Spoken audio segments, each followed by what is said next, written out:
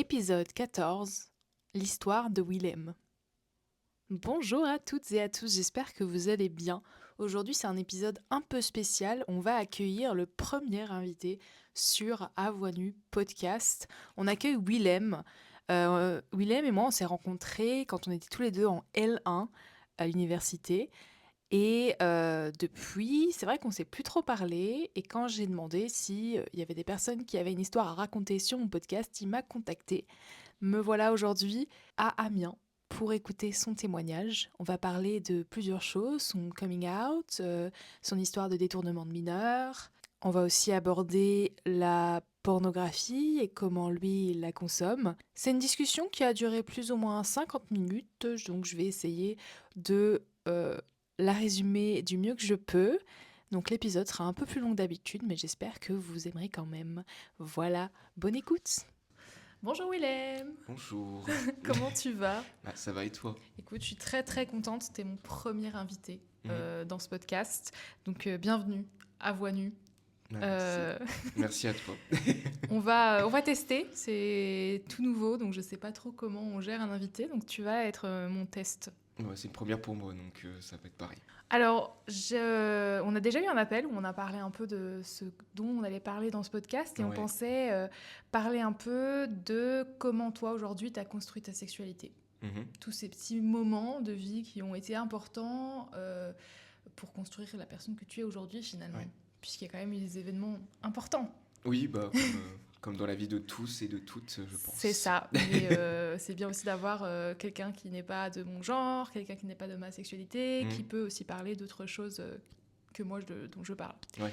Alors, premièrement, on pensait parler de ton entrée, je sais pas comment dire ça, de comment tu as été introduit au contenu pornographique. Alors, c'est quelque chose qui est assez ancien, enfin vraiment très très vieux pour le coup. Le tout début de ça, c'était comme beaucoup, je pense, on a fait, en tout cas dans ma génération, avec l'accès à Internet qui est arrivé en même temps que notre naissance finalement. Les petites recherches que je faisais comme ça, un peu en cachette, sur l'ordinateur familial, sans même savoir que ça allait rester en historique en plus. Comment faire l'amour, des choses comme ça. Ça commençait vraiment sur des choses bidons comme ça. Et aussi une exposition très tôt à des petits emojis, des petits gifs comme ça de sexe sur MSN à l'époque où je comprenais pas trop. Et très vite, ça a un petit peu dérapé avec euh, une sorte de bêtise qui a été faite avec mes cousins à l'époque où il y a eu des recherches de fait. Et là, je suis vraiment tombé sur des films pornographiques purs et durs. Et j'ai quelques images qui sont restées en fait marquées. Et c'est vrai que ça m'a en fait. J'ai senti vraiment un déblocage à ce moment-là, comme si je débloquais un nouveau contenu. Mais d'un autre côté, au plus profond de moi-même, je sentais que c'était pas quelque chose auquel je devais avoir accès pour l'instant. Et malheureusement, ça a vraiment créé ce côté un peu ambivalent où je savais que c'était bien, mais d'un autre côté, non. Enfin, il y avait ce côté agréable, mais en même temps pas agréable parce que je comprenais pas quoi. Ça a développé mon imaginaire en fait, niveau sexualité. Ça a développé surtout le côté fantasme. Très tôt en fait, j'ai eu des fantasmes dans ma vie. Je me souviens de passages de ma vie quand j'étais en primaire où ça m'arrivait même c'est très bizarre ce que je vais dire là. De, de fantasmer sur mon professeur. Ok, ouais. Des choses comme ça. Et c'était toujours les mêmes critères qui revenaient. Hein. J'ai très vite développé justement ces critères un peu impossibles qu'on essaie de se mettre justement dans la tête quand on regarde du contenu pornographique. Et arrivé vers l'adolescence où j'ai commencé à découvrir finalement la masturbation, parce que jusque-là c'est quelque chose que je ne faisais pas, je n'en avais même pas notion. C'est là où ça a vraiment pris un level important parce que là par contre pour le coup j'ai découvert le fait qu'il existait de la pornographie gay aussi. Jusque là je ne connaissais pas et là c'est devenu quelque chose vraiment de très important. C'était une consommation qui était pour ainsi dire quotidienne, hein. Du fait qu'en plus voilà on a l'adolescence et les hormones qui sont en ébullition et avec tout ça est venu ouais, beaucoup de critères de sélection d'un point de vue physique, d'un point de vue... enfin surtout physique pour le coup, hein, physique et sexuel, qui se sont surrajoutés, tous plus ou moins réalisables les uns les autres. Et franchement, ouais, ça a été quelque chose qui est apparu très tôt dans ma vie et qui, encore à l'heure actuelle, est un gros sujet dans ma vie puisque j'en consomme encore aujourd'hui beaucoup, avec un regard beaucoup plus mature, bien entendu, mais ça reste quelque chose ouais, de très fréquent et j'irais presque jusqu'à dire pour moi que c'est un peu de l'addiction parfois même. Et t'avais quel âge, plus ou moins, quand t'as vraiment commencé À consommer de la pornographie, je pense que je devais avoir 10-11 ans, Ouais, souvent c'est l'âge euh, plus ou moins, ouais. normal, malheureusement, d'aujourd'hui. Ouais. Et quand tu parles de critères de sélection, est-ce que ces critères, tu les regardais chez les autres, mais est-ce que tu avais aussi des critères pour toi-même, de comment tu devrais ressembler Ah, complètement. Alors, en plus, il y avait cette ambivalence du fait qu'au début, c'était beaucoup de contenu pornographique hétérosexuel que Ouais, je regardais. Donc, dans la mesure où moi, déjà, je comprenais que je n'étais pas forcément attiré uniquement par les femmes, il y avait ce truc de se dire, mais comment je peux m'identifier à une personne d'un autre genre que le mien? Et c'est là que ça m'a perturbé parce que du coup, j'ai essayé à des moments de développer des attraits féminins pour me rendre compte que ça ne me convenait pas. D'autant plus que je me suis heurté très vite à une réalité dure qui est que quand on développe des attraits, des comportements féminins en tant qu'homme, euh, en étant adolescent, la plupart du temps, les autres en fait critiquent. Mes ouais, propres parents me l'ont aussi fait remarquer et j'ai cherché à me changer à multiples reprises. En fait, ça a extrêmement ralenti mon processus de construction de personnalité en fait. ouais. Parce que du coup, forcément, alors d'un côté, ça m'a permis de développer tout un tas de choses, de découvrir tout un tas de choses, mais pas de la bonne manière. Parce que c'était en fonction du regard des autres, en fonction d'eux, et pas en fonction de moi uniquement. C'était toujours quelqu'un aux alentours qui m'avait dit, qui m'avait fait comprendre que. Tu construisais une Donc, image et tu construisais pas vraiment Willem, quoi. ouais, c'est ça. Ouais, je vois la chose. Tu viens justement de nous dire que effectivement, t'étais pas forcément que attiré par le genre féminin. Non. Euh, Quand est-ce que tu t'en es vraiment rendu compte? Comment ça s'est passé déjà avec toi-même? Puis comment ça s'est passé quand t'as voulu l'extérioriser à des gens de ton entourage?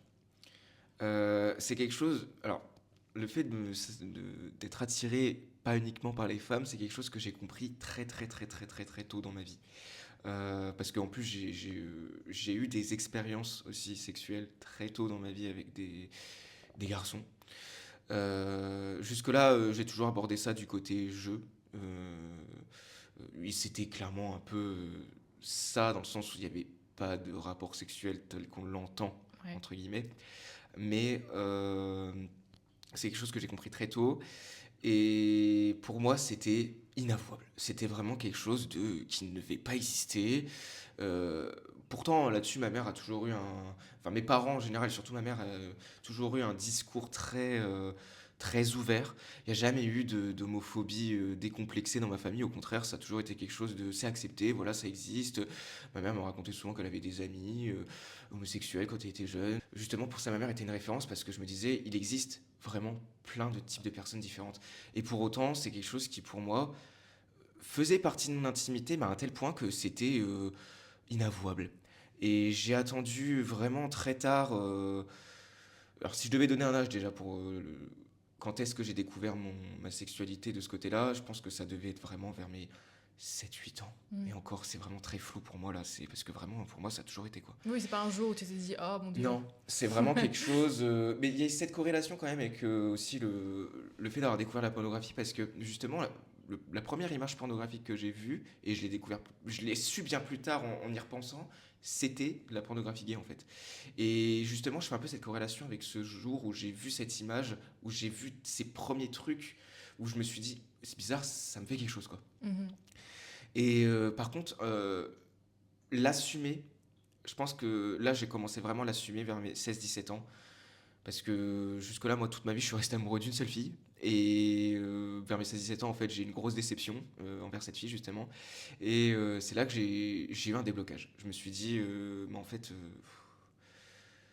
J'ai le droit aussi voilà, de. j'ai le droit. J'étais un peu en mode, pourquoi je me prends la tête? Et du coup, c'est là que j'ai commencé à étendre le champ des possibles, si je puis dire, et à essayer d'en parler un peu plus, d'être un peu plus dans l'expression, dans la démonstration vis-à-vis de ça avec mes amis, sans pour autant le dire tel quel, le verbaliser mot pour mot. Je l'ai fait peu de temps après finalement, hein, j'en ai parlé, en 1 à une amie parce que je en plus je m'étais inscrit sur des sites de rencontres très tôt dans ma vie, vers mes 16 ans, 15-16 ans, j'étais déjà sur des sites de rencontres et il c'est arrivé un jour où j'allais voir une personne, où j'ai fait ma première fois d'ailleurs et j'en ai parlé à une amie, je lui ai expliqué: «Bah, écoute, voilà, je vais voir quelqu'un et je t'annonce, voilà, je pense être bisexuel», alors à l'époque, j'avais du mal avec les étiquettes, chose dont j'ai toujours du mal, hein, mais je dis ce mot-là et après, peu de temps après, j'ai pu en parler à mes parents, mais là, c'était dans un contexte, très particulier. Justement, comme j'étais sur des sites de rencontres très jeunes, j'avais ce risque de tomber sur, et de toute façon c'était à chaque fois le cas puisque la plupart des personnes qui me parlaient finalement étaient un petit peu dans l'illégalité puisqu'elles parlaient à des personnes mineures, euh, à une personne mineure du moins, mais je pense plusieurs. Et ce qui est arrivé, c'est que je suis tombé sur quelqu'un qui s'avérait être en fait un pédocriminel. Mes parents, dans ce contexte-là, je leur ai introduit ma sexualité dans ce contexte-là. J'en ai parlé peu de temps avant qu'ils soient mis au courant de ma relation avec cet homme, où je leur exprimais que j'étais, voilà, je pensais être bisexuel. Ma mère l'a extrêmement mal pris, elle n'a pas compris, alors que pour autant il n'y avait pas encore, elle n'avait pas notion de ce contexte-là justement. Pour elle, c'était juste un coming out parmi tant d'autres. Mais elle a extrêmement mal pris parce que pour elle, je ne pouvais pas être le cul entre deux chaises, comme elle disait. C'était soit être homosexuel, soit être hétérosexuel. Et il y a aussi toute cette démarche d'une maman protectrice qui sait ce que la société fait aux personnes autres qu'hétérosexuelles. Et là, ça a été vraiment le mécanisme de protection plus, bien trop exacerbé, qui fait que elle a développé ce comportement de rejet dans un premier temps, où dès qu'on parlait de l'homosexualité à la télé, ça n'allait pas. Dès que j'en parlais avec elle, c'était du conflit. Le nombre de messages très longs qu'on a échangés tous les deux, enfin, vraiment, ça a été très conflictuel. Tout comme avec mon père, où lui, par contre, a été beaucoup plus concis, où il m'a même sorti un jour, bah, écoute, si un jour tu te mets avec une femme, je pèterai le champagne. Et je pense que c'est une phrase qui me restera marquée à vie, Ah parce que ouais, bah franchement, j'ai ouais. pas compris. Et peu de temps après, bah, en plus, il y a eu voilà, le fait de...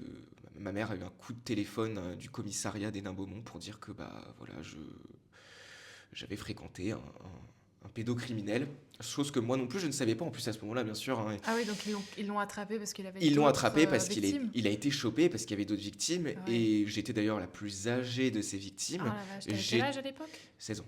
Ah ouais, putain. Oh. J'avais 16 ans, et, et j'étais la plus âgée de ces victimes, à savoir que du coup j'étais le seul, je crois, il me semble que j'étais le seul Tu à connaissais être... son âge ou... Alors il me disait en avoir 20, mais en fait il en avait plus de 30.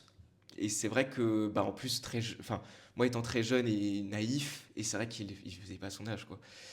Et ce qui est dramatique, c'est que j'étais le seul à être dans ce cas de détournement de mineur, parce que pour tous les autres, il y avait eu vraiment des vrais attouchements, un vrai non-consentement. Moi, pour le coup, il m'avait vraiment retourné le cerveau, si je puis dire, hein. Ce qui est le propre du détournement de mineur, hein, il y a aussi cette notion de retourner le cerveau d'une personne. Mm. Là, les autres, c'est pas seulement détourner le cerveau, c'est aussi forcer physiquement, en fait. Ouais. Et donc là, bah, ça a été la douche froide, hein, forcément. On était au commissariat. Mes parents ont appris que j'avais eu ma première relation sexuelle. Alors, voilà, c'est ça le problème, hein, c'est que il a fallu parler aussi du coup de MST, il a fallu parler de toutes ces choses-là. Et j'ai été introduit aussi à tout ça à ce moment-là parce que je n'étais clairement pas sensibilisé. Bah oui, déjà à l'école, Et ils te sensibilisent pas beaucoup, mais bah, alors c'est en ça. plus, encore C'est moins. le gros problème. Ouais, non. C'est le gros problème de la sensibilisation. Et c'est là que je me suis rendu compte de ce défaut qu'il y a dans l'éducation. Alors déjà, en plus, on centralise tout sur l'hétérosexualité, mais Aussi. alors, si on ne centralise pas sur l'hétérosexualité, on stéréotypise. On va stéréotyper, voilà, les homosexuels ont toujours plus de MST que les hétérosexuels. Enfin, c'est toujours fait d'une manière où, voilà, en tant que jeune personne autre qu'hétérosexuelle, on se dit, c'est bon, être stigmatisé, ça va, quoi. Donc, finalement, on n'écoute pas le discours, alors pourtant, il y a des choses à connaître. Et du coup, bah, la sensibilisation, je l'ai faite par ce biais-là, par le biais de, voilà, on est au commissariat, tu dois dire ce que tu as fait, tu dois Ouais. passer des tests sanguins et tout, et j'en passais des meilleurs. Et alors là, bah, ça n'a fait que empirer la situation vis-à-vis de mon coming out, puisque ma mère a juste complètement rejeté le fait que je puisse être homosexuel. le fait que je puisse avoir un copain, elle ne l'acceptait pas, elle n'acceptait pas le fait de pouvoir me voir avec un homme. Euh, et puis d'un autre côté, bah, elle se sentait dans la capacité de rejeter son fils, quoi, parce qu'elle n'en était vraiment pas à ce stade en même temps d'être le parent qui va jeter son enfant à la rue. Jamais de la vie elle aurait pu faire ça. Donc voilà, j'ai vécu la fin de mon lycée un peu dans ce climat tendu où, avec cette ambivalence de ma mère qui n'accepte mais qui accepte pas, voilà, c'était très flou. Et il aura fallu attendre finalement ma première vraie relation avec un homme, où il a fallu passer par l'étape de la rencontre pour qu'elle soit rassurée, pour qu'elle commence à se dire, enfin, qu'elle voit le sens derrière. J'ai vraiment eu l'impression que ma mère avait besoin, et je pense que certains parents sont comme ça, ont besoin de trouver du sens parce que on leur a jamais, ils ont jamais eu ça en fait, visiblement, dans leur éducation, dans leur culture à l'époque. On dépeint en fait les autres orientations sexuelles comme quelque chose qui n'a pas de sens. Après aussi, je pense que on commence à faire des efforts, mais souvent les films qui dépeignent par exemple des homosexuels finissent souvent tragiquement. Il y a souvent, je pense, le truc de du coup, ça doit être tragique de sortir avec un autre homme parce que ça finit toujours. Oui, bah alors c'est pour ça que moi je suis très peu en accord avec le format de la majorité du contenu, que ce soit des films, des séries, en lien avec ça, parce que je trouve justement qu'il y a effectivement ce côté très tragédie, très tragique, effectivement, où c'est la tragédie de la famille, le fils devient homosexuel, le mari devient homosexuel, comme si c'était quelque chose qui tombe au coup près comme un cancer qui arrive dans la famille, Ouais. quoi. Et effectivement, rajouter de la lourdeur là où déjà dans la réalité, les comportements des autres infligent une lourdeur qui est sans nom, on souffle quoi. Enfin, moi perso, je souffle, donc je préfère passer à autre chose. Et effectivement, moi, ma mère, c'est comme ça qu'elle l'a vécu, hein. Alors après, effectivement, il y a eu ce côté où j'ai été victime de détournement de mineurs. Là, on peut pas le dire, effectivement, c'est une fatalité, c'est un coup près qui tombe. Là, oui, effectivement.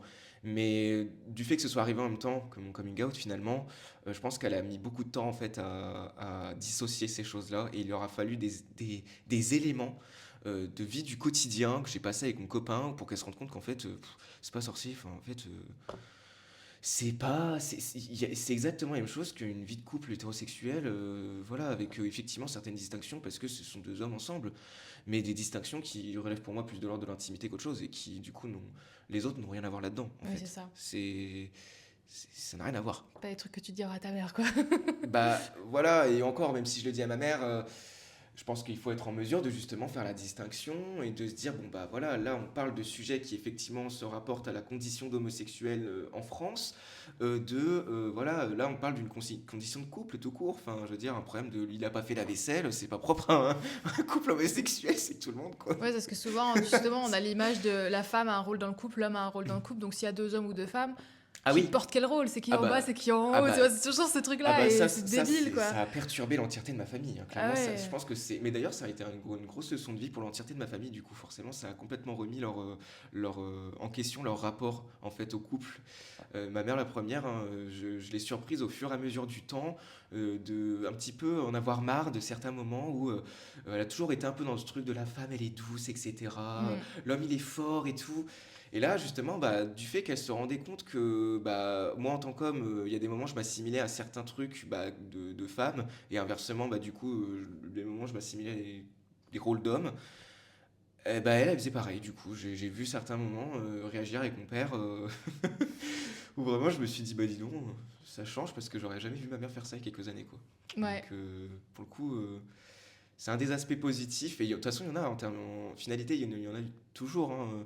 Là, aujourd'hui, à l'heure actuelle, je peux dire que mon coming out est complètement accepté par ma mère. Et je pense que ça a été une énorme leçon de vie pour ma mère.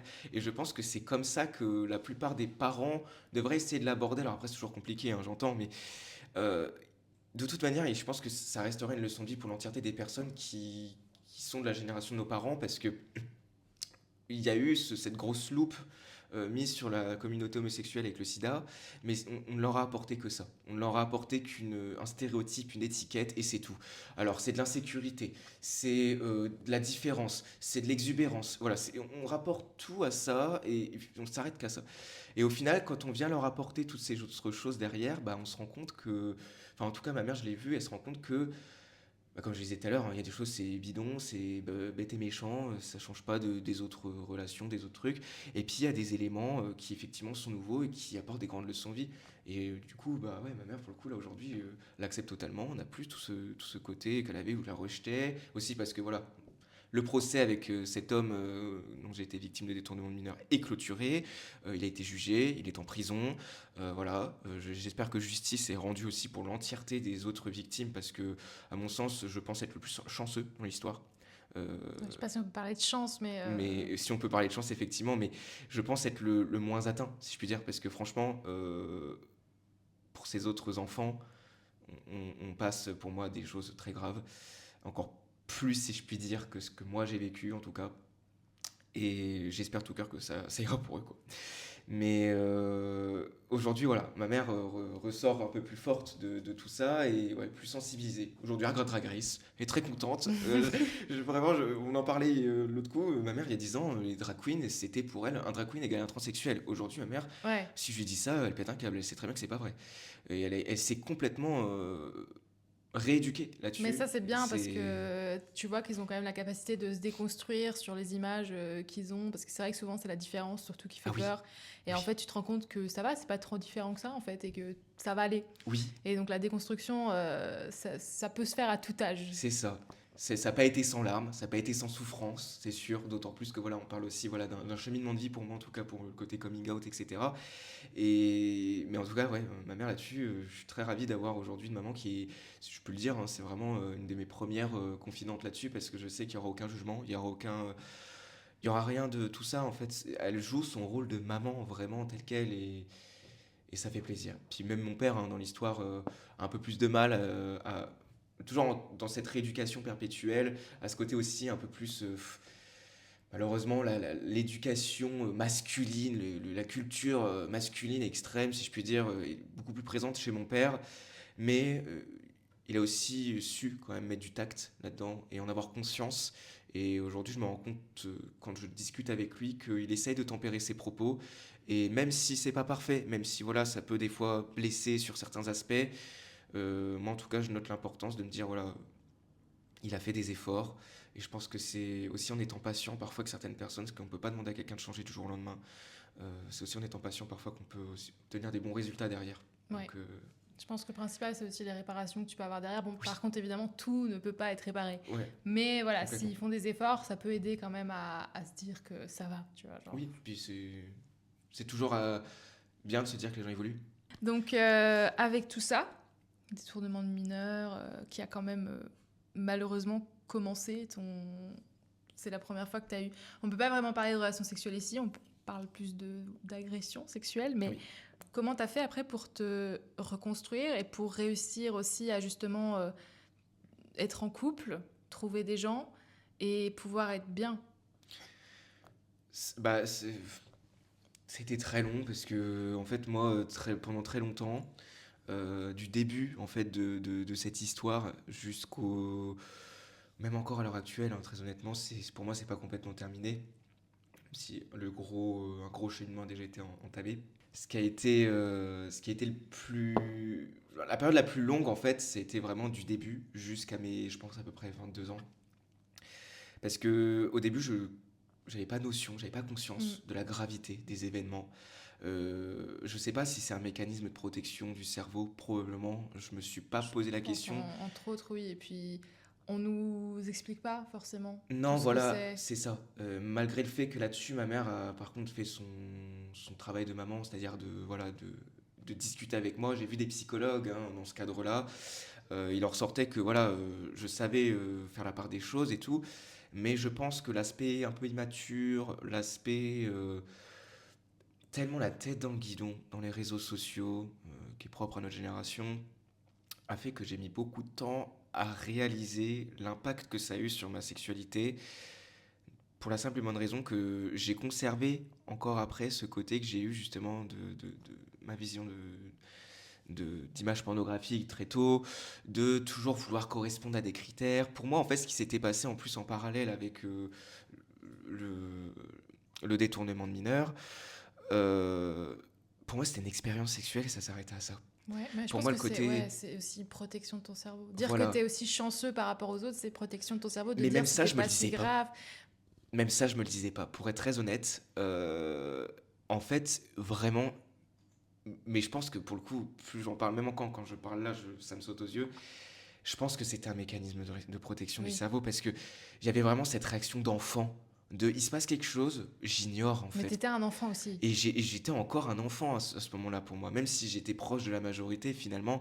Parce que moi, dans ma tête, c'est un peu comme ça que je le vois, mais j'étais encore un enfant. Oui, on se croit adulte à cet âge-là, On mais se en croit fait, adulte, on se croit adulte, on se croit proche de l'âge adulte, mais pas du tout. pas du tout. Et en fait, il y a eu plein de petits moments dans ma vie comme ça, où en fait, je rencontrais des garçons, et j'avais un stress pas possible. Parce que je me disais, faut que je sois parfait sur tel aspect. Alors sur l'aspect hygiène, sur l'aspect physique, sur l'aspect un peu personnalité aussi. Si je tombais sur un gars qui vraiment me plaisait énormément, alors là, il fallait vraiment que je sois la version la plus parfaite de ce que je peux entendre, voir de moi en fait. Et ça développait un stress inouï chez moi qui faisait qu'en fait finalement je n'apprécie pas les relations sexuelles telles qu'elles devraient être appréciées finalement. Euh, Tu pouvais pas décrocher. non, je pouvais pas Toujours. décrocher. Je pouvais pas décrocher. Et puis, c'était toujours aussi dans ma tête de me dire, je ne suis pas assez quelque chose. Je ne suis pas assez attirant. Je ne suis pas assez bien. Je ne suis pas assez marrant. Je ne suis pas assez sérieux. C'est toujours dans cet aspect de je ne correspond pas à une vision parfaite. Et en plus, aujourd'hui, je me dis que ce qui s'est passé avec cette histoire de détournement de mineurs, c'est que ça m'a apporté en plus ce côté de je suis une personne vulnérable.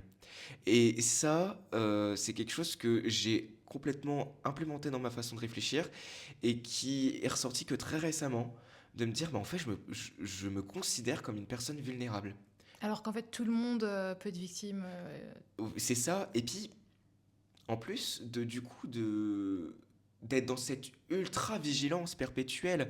Je me Mm. souviens de moments où, alors en plus c'est complètement contradictoire parce que ouais, je me souviens de moments où je pouvais discuter avec un garçon, il me proposait d'aller chez lui, rien que l'idée d'aller chez une personne, déjà, bon, je me mettais en tension, de me dire oulala, mais pas forcément dans l'idée juste de attention, je vais chez quelqu'un que je connais pas. Je me déplace chez quelqu'un que je connais pas.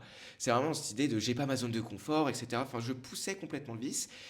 Et vraiment, j'ai compris que très récemment que c'était dans cette logique de je suis une personne vulnérable parce que vraiment j'étais en mode il faut que je sois dans un cocon de sécurité ultime parce qu'il peut m'arriver quelque chose, ça peut arriver à tout temps. Alors bien sûr, c'est normal de réfléchir comme ça et d'avoir voilà, toujours une logique de sécurité quand on connaît pas quelqu'un. Bon voilà, Oui. Je pense que c'est les sûr, safe places, c'est important c'est d'en hyper avoir et important. que bah, si tu te sens pas de sortir de ta safe place, Voilà. vas-y, tu vois. Mais moi c'était tout le temps. Oui. Avec n'importe qui, la personne la plus rassurante du monde, j'avais quand même cet aspect-là où du coup, finalement, je me fermais parfois à des personnes qui finalement étaient beaucoup plus saines que d'autres avec qui en fait, alors ça se passait d'une autre manière où je me sentais soi-disant plus en sécurité, mais c'était pas forcément vrai Ah, super, parce que pareil. finalement à côté de ça, je me faisais avoir soit sentimentalement parlant ou aussi même parfois aussi sur l'aspect un peu plus sexuel où je ne profitais pas avec la personne ou j'ai pas vécu d'autres événements tels que j'ai pu le vivre avec la personne sur le détournement de mineurs, mais avec des personnes qui on sentait qu'elles étaient en tout cas beaucoup moins sensibles à la notion de voilà, on est à deux quoi. C'était il pensait qu'à lui et point barre. Ouais. Donc et tout ça, j'étais pas sensible pourtant. Ça me provoquait quelque chose au fond de moi, mais je savais pas. Tu sais, ça, ce truc de tu répètes les schémas dans lesquels Exactement, t'as évolué. je répète les schémas et du coup, qu'est-ce qui va pas? Bon, bah je vais rechanger ça, ça vient de moi. Toujours se dire que ça Mais vient de moi. finalement, en fait, ta safe place, c'est aussi ça, c'était ces schémas qui se C'est répétaient. ça, Parce que tu c'est connaissais, en fait, mais même si complètement. c'était pas OK pour toi, tu connaissais, et donc c'était OK pour toi de rester là. C'est ça, c'était la seule chose que je connaissais et du coup, c'est cette idée complètement de ce que je ne connais pas, c'est dangereux. Ouais. automatiquement. Et Alors c'est que, c'est parfois dur de guérir déjà rien que par le fait où tu dois sortir en fait de cette safe place oui, où t'es resté pendant des années, où t'étais peut-être un peu aussi, tu voulais pas y penser, tu voulais pas essayer ah de... oui, Et en fait un jour tu sors et bon c'est vrai que c'est dur et parfois t'as quand même voilà, des moments où ça va moins bien, mais moi je dirais que ça vaut le coup. Mais ah après oui, c'est complètement. dur, c'est très dur. C'est très dur. Et justement, cette notion de sortir de cette zone de confort, je l'ai comprise quand j'ai eu ma première vraie longue relation, où je suis resté quasiment 3 ans avec mon ex-copain. Et je l'ai rencontré de la même manière qu'à chaque fois, hein, des sites de rencontres, tout ça. Mais là, je l'ai même senti dans ma façon de faire, je me suis investi différemment dans la relation. Déjà, je me suis investi émotionnellement complètement différemment. Et cette idée déjà de se mettre en couple et de devoir être fidèle, tout ça, ça a suscité chez moi cette question de pourquoi il faut toujours que je ramène cette chose, il faut que j'aille sur des sites de rencontres, que je rencontre d'autres gens. Cette notion un peu d'addiction aux sites de rencontres, tout comme l'addiction en fait à la pornographie, qui finalement un peu c'est étroitement lié, hein. Il y a toujours cette notion-là de sexe perpétuel qui revient. Et en fait, j'ai expérimenté du coup d'être infidèle, du coup, d'être infidèle parce qu'il fallait que j'aille sur des sites de rencontres, etc. Infidèle dans le sens où tu parlais à d'autres gens ou tu allais voir d'autres gens?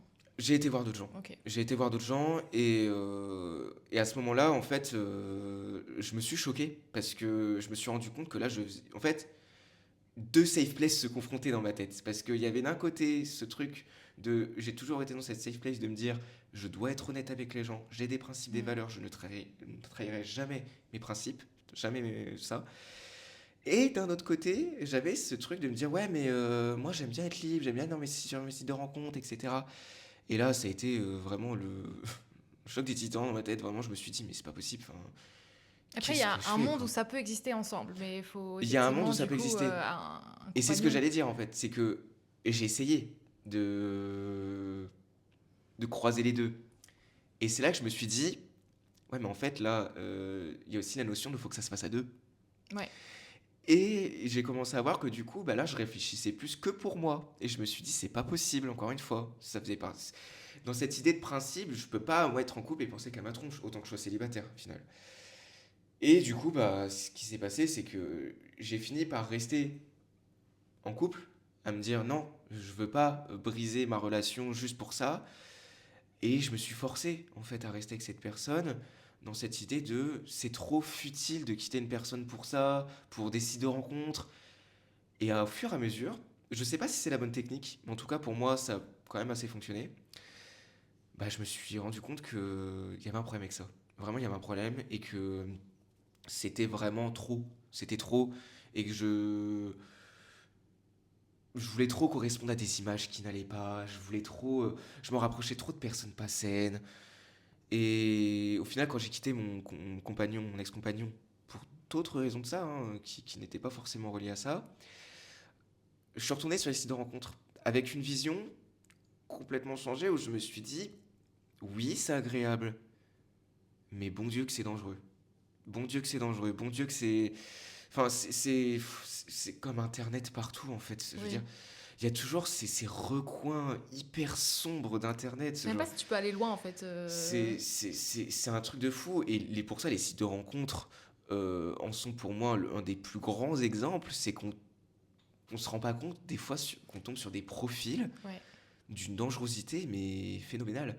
Et c'est là que je m'en suis rendu compte et que je me suis dit, waouh, Tu peux c'est pas mettre possible. n'importe quoi sur les sites de rencontres, n'importe quel âge, n'importe quelle photo. Tu peux mettre ce que tu veux complètement. Ouais. Et moi, du coup, je suis tombé sur ça, sur des gamins de 14, 15 ans qui m'envoyaient des messages et je leur disais, mais qu'est-ce que tu fous là, quoi? Ouais. Mais enlève-moi cette appli.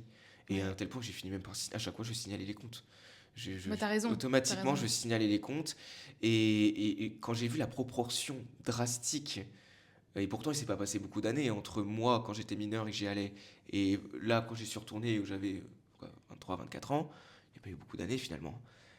Mais je trouve que ça a grimpé. Alors je sais pas si c'est moi qui me dis ça a grimpé ou si c'est parce que je suis plus sensible à ça aujourd'hui.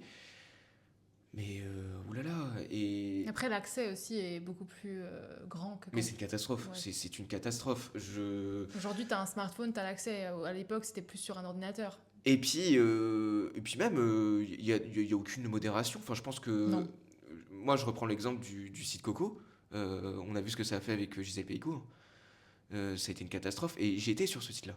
Et j'y suis allé avant toutes ces histoires. Et oui, c'est un carnage. Et je ne comprends même pas comment aujourd'hui on ne met pas encore plus la loupe sur tous les autres sites de rencontres. Mais même les plus connus, même Tinder, même, je pense, on pourrait en citer des tonnes. En fait, il faudrait juste que déjà, tu n'aies pas le choix de vérifier ta carte d'identité. Ça aiderait déjà un petit peu, Bah, on le fait pour les j'imagine. sites pornographiques, j'ai envie de dire, mais on peut très bien C'est avoir vrai, du en France, contenu. maintenant, ils font ça. Bah oui, Ah ouais. c'est. Mais il y a encore ce problème, on peut accéder avec des VPN. Alors bon, Oui. effectivement, c'est un peu plus compliqué pour un mineur d'accéder à un VPN dans la mesure où généralement il faut payer. Mais il y a encore pour moi beaucoup de boulot à faire là-dessus parce Je pense que que. quand tu veux trouver du porno, t'en trouveras, tu vois. C'est tellement Ah, puis il y a partout. beaucoup de sites qui finalement, encore aujourd'hui, il y a beaucoup de sites où il n'y a pas ce contrôle identitaire, hein. Oui, Il y en a encore pas mal, hein. C'est Twitter, aujourd'hui X. oui. C'est J'avoue un, que je l'ai supprimé dès mais que... c'est un enfer. Et d'ailleurs, d'ordre général, pas forcément que le contenu pornographique. Je pense que l'entièreté du contenu sur X aujourd'hui est d'un problématique. C'est horrible, quoi. Enfin, Bah déjà, alors je sais pas, c'est peut-être une rumeur, mais il a choisi le nom X justement pour que quand tu le cherches sur la barre de recherche, il y ait du porno qui arrive, tu vois. Donc, bah, moi, c'est le premier truc qui m'est venu à l'esprit, et comme beaucoup de gens, hein, de oui, toutes générations confondues. J'en parlais hier avec des personnes qui ont l'âge de nos grands-parents, hein, qui ont entre 70 et 80 ans, et justement, on en parlait un peu, et j'étais pas trop familier forcément avec le terme de tout ça, Twitter, réseaux sociaux, et je leur ai un peu expliqué, et première chose qui sont venues dans leur tête, c'est pourquoi X, ça fait un peu tendancieux. Enfin, quand on se rend compte que même des personnes qui ne sont pas forcément familiarisées avec voilà, les réseaux sociaux, l'internet en général, si je puis dire, se rendre compte de ça, c'est que bah, c'est flagrant, quoi. À un moment oui, donné, oui. ça saute aux yeux, et pour autant, on laisse ça tel quel aujourd'hui. C'est bien dommage parce que je pense que Ouais, je pense pas qu'on peut vraiment beaucoup de contrer Elon choses à. Musk qui a $1 trillion. Ah bah non, hein, Donc, c'est compliqué. ouais, malheureusement, ça Mm. serait bien. Mais ouais, non, c'est vrai que maintenant tu le dis, c'est vrai que quand j'avais encore Twitter à l'époque, c'était très facile en fait de trouver des images pornographiques. Ah oui, Et complètement. aujourd'hui, avec l'IA, tu peux créer tes images Oh, c'est pornographiques, un ce qui est enfer. encore limite pire parce que tu prends n'importe quel. Enfin, les deepfakes, c'était déjà un problème, hein, ça fait des années que c'est des problèmes. Mais là, c'est vraiment très accessible. C'est ça. Et le pire, c'est que j'ai découvert, là, il y a pas longtemps, ils font aussi des chats avec des IA. Alors bon, non pas que je trouve que l'idée soit complètement naze. Ceci dit, il y a un gros problème de réglementation. Ouais. On trouve des IA. Franchement, je comprends même pas comment ça peut exister. Des IA de petits garçons, de petites filles, des IA de on parle ouvertement d'inceste, de choses comme ça. Et c'est d'un banalisé. Alors déjà que dans la pornographie d'ordre général, c'est un gros problème. Mais alors là, en plus, maintenant, on donne libre accès à faire créer des histoires avec des IA où tu fais ce que tu as envie. Encore une fois, c'est la porte ouverte à tout et n'importe quoi. Je Et pense que tout ce qui est nouvelle technologie, tout peut être perverti en fait.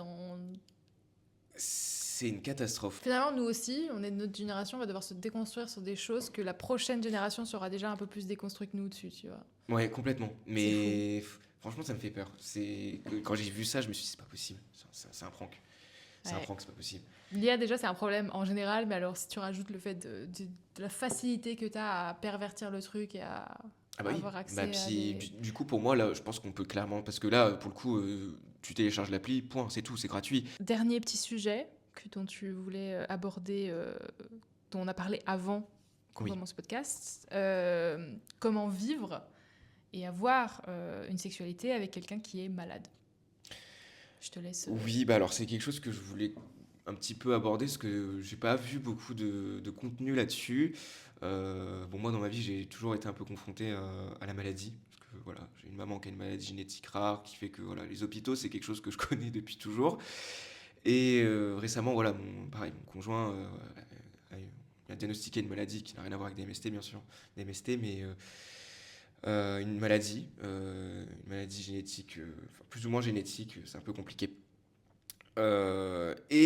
S'est posé la question très vite dans ce domaine-là de, de ma sexualité par rapport à tout ça, parce que la plupart du temps, les maladies touchent le corps, de toute façon, hein, c'est comme ça. Voilà, on sait qu'il y a les maladies qui sont plus d'ordre psychologique et celles qui sont d'ordre physique, mais même le psychologique peut toucher le Ouais, physique. en Dans fait, tous les cas, voilà, il y a l'inverse ce côté aussi, fluide, voilà, ouais.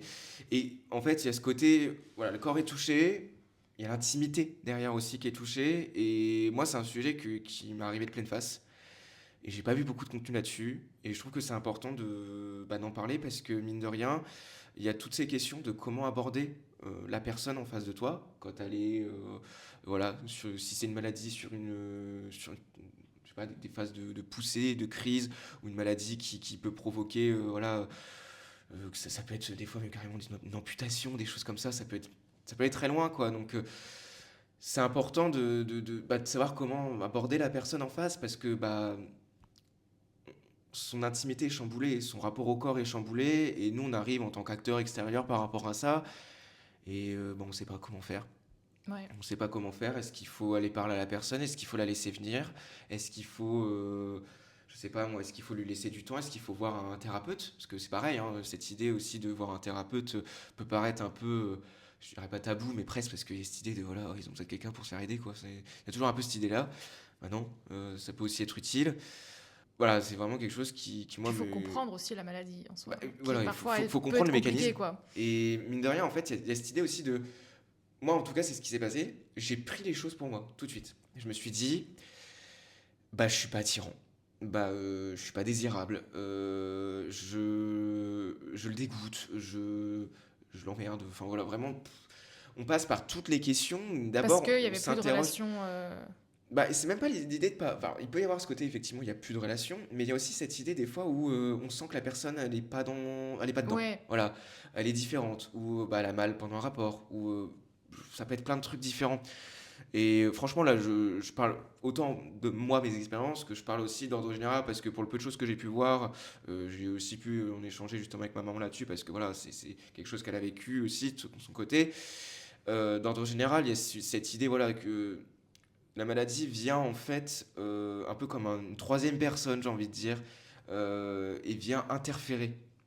Et c'est vrai que moi, en tout cas, j'ai remarqué ce truc de on prend pour soi directement parce que, comme tu le dis, il faut d'abord comprendre la maladie, comprendre le mécanisme. Et autant il faut comprendre le mécanisme physique, il faut aussi comprendre parfois le mécanisme psychologique que ça engendre derrière. Parce que il y a cette idée qu'en fait la maladie vient, comme je dis, comme une tierce personne en fait, comme une espèce de personne que t'as pas envie qu'elle soit là, mais elle est là, enfin elle te casse les pieds, elle est là, il faut vivre avec, enfin c'est Mm. et moi en fait dans cette idée, je me suis dit c'est vrai que des fois il faut peut-être essayer de prendre un peu de hauteur. Alors c'est compliqué, hein, prendre de la hauteur et puis se dire est-ce que le problème vient réellement de moi? Est-ce que finalement il n'y en aurait pas de quelque chose d'externe? Et là, très vite, on peut vite faire le pont, de se dire, bah oui, il y a cette idée de maladie, quoi. Et souvent, c'est juste voilà, de prendre du recul et de se dire, bah là, il s'est passé ça. Voilà, sur ces derniers mois, qu'est-ce qui s'est passé? Moi, en tout cas, c'est ce que j'ai fait. Et c'est là que j'ai commencé un peu changer de façon de faire. Je me suis dit, bon, je pense pas que le problème vienne de moi. Forcément, on va se dire, est-ce que ça vient de lui? Est-ce que ça vient d'elle? Ça dépend. Euh, et puis, là, tu t'essaies de décentraliser. C'est un peu compliqué à expliquer parce que c'est là où on rentre vraiment dans cette partie. Parce qu'en fait, le problème vient pas de lui, le problème vient pas de toi, c'est plus juste cette maladie qui est, Ça ouais, vient comme de tu la dis, là, situation en qui est au elle-même, c'est milieu. ça. Et puis c'est fluctuant, ça dépend. Comme je Oui. dis, sur des maladies à crise, à pousser, il y a des moments où ça va, il y a des moments où ça va pas. Donc il y a l'idée aussi de constamment se réadapter. Et la notion de comprendre la maladie, elle est deux fois plus importante du coup, hein. Parce que là, si on sait pas comment ça fonctionne, forcément, on peut que Puis se c'est poser des encore une questions. fois, on parle de cet inconnu qui fait peur, et donc tu sais Oui, pas vraiment, voilà, il faut le temps de s'adapter à cette c'est nouvelle ça. situation de vie, quoi. Et puis voilà, il y a cette idée aussi de la personne en face peut avoir une perte de confiance en elle terrible. Ouais. Son rapport au corps est complètement bouleversé. Voilà, j'ai pas envie que tu m'approches parce que c'est pas beau, ça sent pas bon, j'en sais rien. Enfin, ça peut être des tas de choses. Et, et en fait, ramener les choses à soi, chose que j'ai faite au début, bah en fait on occulte ça justement, on occulte cette partie-là, on occulte le fait de se dire bah l'autre personne en face est aussi en souffrance. Et même dans la vie quotidienne, au final, hein, ça dépasse, je dirais même la sexualité à ce stade-là. On finit par ne plus se rendre compte de ce que l'autre peut vivre. Et rapporter du coup à la sexualité, il y a cette idée aussi du coup de... on vit dans notre frustration. Et pareil, vivre avec parce que ça suscite de la frustration. Dans tous les cas, il y en aura. Et c'est pareil, gérer la frustration, c'est très délicat parce que bah, on sait comment faire quand c'est comme ça. Voilà, la personne en face n'est pas forcément en mesure de pouvoir avoir un rapport avec toi pour X raisons. Toi, t'es frustré, tu te sens pas bien, comment tu gères? Et ça, c'est pareil, c'est délicat parce qu'il y a certaines personnes qui vont se dire bon, bah voilà, je vais faire la chose de mon côté, si je puis dire. Puis il y a dans certains couples où ces personnes, enfin, c'est pas vraiment l'idée de faire ça, on peut se sentir pas à l'aise. Et je trouve que c'est hyper délicat parce que justement rapprocher ce dont on parlait tout à l'heure, le fait d'être toujours dans la pornographie, dans les choses comme ça, il y a aussi cette idée de bah, quand on vient rajouter des difficultés comme la maladie par exemple, euh, on peut encore plus occulter des choses aussi importantes que ça justement. C'est que on modèle tellement notre sexualité aujourd'hui avec des images, avec des préconçus, du prémâché. Moi franchement quand je prends par exemple juste la sexualité homosexuelle pour les hommes gays, le nombre de préconçus, de stéréotypes qui aujourd'hui, franchement, moi de mon côté, et je pense pour beaucoup d'hommes, ont bousillé ma sexualité, c'est un truc de malade. Et quand aujourd'hui on revient à des bases comme ça, d'une sexualité où il faut connaître l'autre, apprendre à connaître l'autre sur tout un tas de choses, dont la maladie, bah, c'est là qu'on se dit, on a des kilomètres en fait quand on voit ce qu'on nous propose en contenu pornographique et même, je dirais même pas forcément pornographique. Je prends juste des séries télé en général où des fois on nous montre des scènes de sexe, Ouais, et pas toujours un scénario forcément. en fait Il y a derrière. toujours un scénario plus que irréalisable en fait. Ouais. On a tous les deux fait du cinéma, donc on connaît toujours Bah ce non truc. mais enfin je veux dire, On oui se rend voilà, rarement compte que c'est du cinéma le porno, mais c'est du cinéma, tout est construit de A à Z, les angles, la complètement. lumière, les Même les corps. acteurs eux-mêmes le Oui, disent. voilà, oui. Certains le disent eux-mêmes. Ils prennent pas forcément Attention, du plaisir derrière. Ouais. c'est vraiment poussé quoi. Enfin, c'est pas la réalité. C'est ça. Et la réalité, non. C'est la réalité, c'est voilà des personnes qui peuvent avoir des sexualités extrêmement variées, avec, sans pénétration, qui aiment les fluides, qui aiment pas les fluides. Enfin, je pense j'en passer des Avec meilleurs. orgasme ou sans orgasme. Avec ou il y a sans toujours ce orgasme, truc, il faut exactement. avoir un orgasme. Comme je disais, la maladie peut être incluse aussi Ouais. là-dedans, et c'est extrêmement important. Là, moi, je parle de ça, mais je pense aussi plus pour les femmes, du coup, à toutes ces personnes voilà, où il y a cette notion de vaginisme, etc. J'en parlais il y a pas longtemps justement avec une amie. L'endométriose, toutes ces choses-là, c'est extrêmement important d'en parler parce que la sexualité a un rapport extrêmement étroit là-dedans. Ouais. Et bah, faut en parler en fait, faut savoir en parler. Moi, pareil, je parle Vous en parlez quand même ensemble? avec mon conjoint, on essaye d'en parler. C'est quelque chose de. On est dans l'apprentissage. C'est là-dessus. nouveau encore. C'est ouais, complètement donc faut le nouveau. temps, Parce que moi, je l'ai connu surtout en tant que fils vis-à-vis de ma maman, parce que voilà, ma maman ne m'a jamais caché sa maladie. Elle a toujours été très ouverte avec ça. Elle n'a aucun problème à ce qu'on en parle.